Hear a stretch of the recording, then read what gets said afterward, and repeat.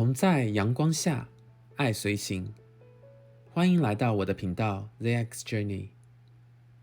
我是小爱，一名同志，出生在中国的一个3线城市，现在定居在美国洛杉矶。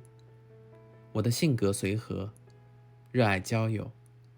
在这里，我愿意和大家一起来探讨中美同志间的文化差异，或者分享你我的故事。曾经我很享受一种时光，就是做着作业，戴着耳机，听着喜欢的电台，让思绪飞扬。曾经我也曾听别人说过，好看的皮囊千篇一律，有趣的灵魂万里挑一。可有趣的灵魂到底是什么呢？我想每个人都有他自己的诠释。我是小爱，欢迎来到我的频道。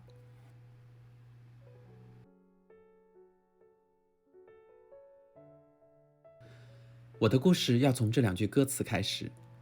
东方红，太阳升，80后应该耳熟能详吧。我是唱着红歌长大的一代，热爱祖国，热爱党，课本上最常看到的2句话。记得小时候，心里总觉得不能做个忘恩负义的人，感觉身边好像有无数双眼睛在盯着你。那时家里的亲戚经常会对我说，好好学习，以后要做个孝顺的孩子。老师会说，好好学习，争做3好学生。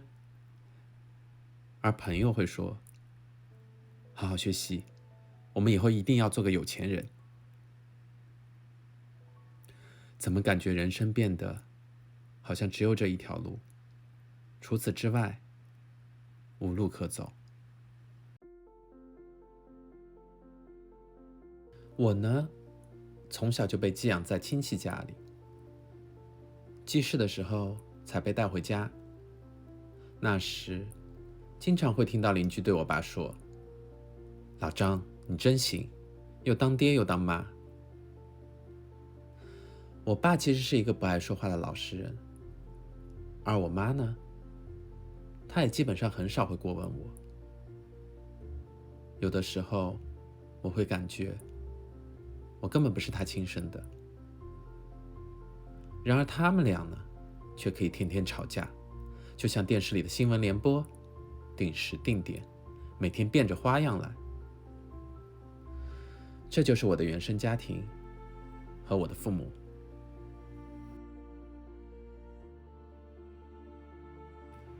有人会问，你什么时候发现你是同志的？我记得在我小的时候，我妈给我穿裙子的时候，我想也许她更喜欢有个女儿，所以在我上学之后，我会经常因为之前的事情被同学取笑，久而久之就变得自卑起来。直到初中那年，我真的喜欢上一个男生。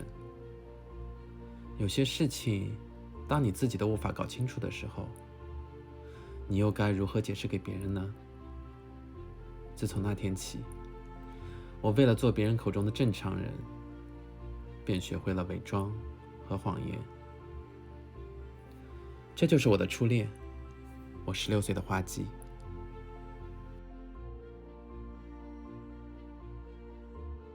也许我的伪装和谎言在父母看来是一种保护，又也许他们也是用伪装和谎言来保护着他们的世界。可是当这一切被识破的时候，我和父母之间彼此的信任也便荡然无存了。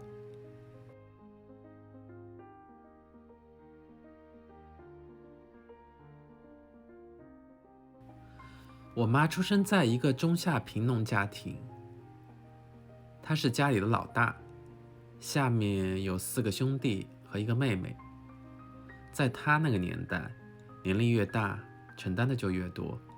如果你不是儿子，那便是家里的苦力。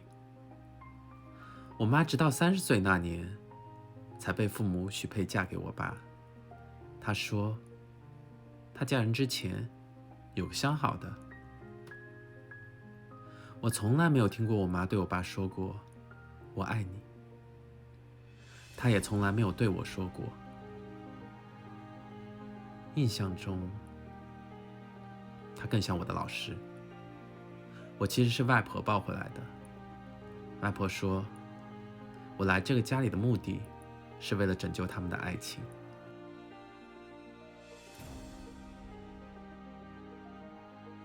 可是，在大学毕业那年，母亲最终还是忍不住伏在我的床边，哭着对我说：“我不是她亲生的。”这一切对我来说发生得太突然，我从来没问过母亲为何在那时告诉我。我想，也许她是想对我说，是时候该独立了。仅仅1周的时间，我便离开了他们，离开了家。对于我来说，人生当中有很多事情都要学着勇敢的去面对。离开家那天，我已经做好了最坏的打算。我想，自己选择的路，再苦也要往肚子里咽。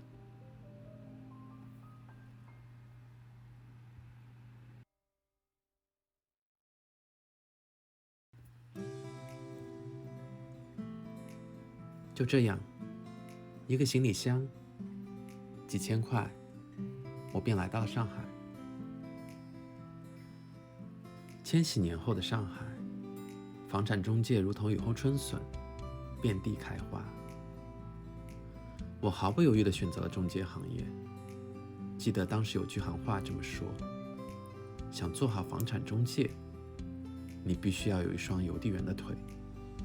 也就是说，你要跑遍上海的大街小巷，来熟悉楼盘。我当时鞋子1月1双，脚上全是泡。他们还说，你最好要有一张律师的嘴，要说到让客人心服口服，才会和你买房子。最重要的是心理战术，上百上千万的买卖，没点心理学，你又如何谈价格呢？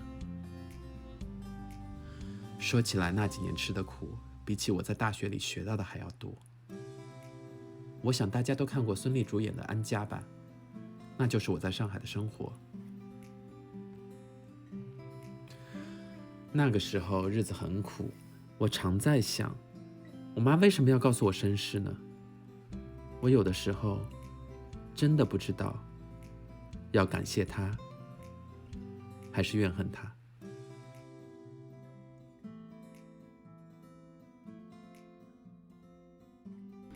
直到上海世博会那年，我办了留学签证，来到了美国。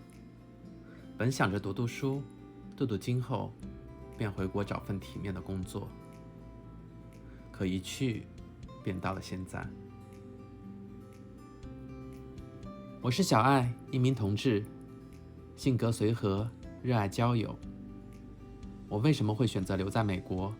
我会在下期来和大家一起分享，以及我在美国所发生的点点滴滴。我很高兴和大家一起来分享我的故事。我也希望视频另一边的你，也能来和我分享你的故事。今天就先聊到这里，谢谢大家收听，我是小爱，我们下期再见。如果你支持我的视频，请记得订阅、转发、留言，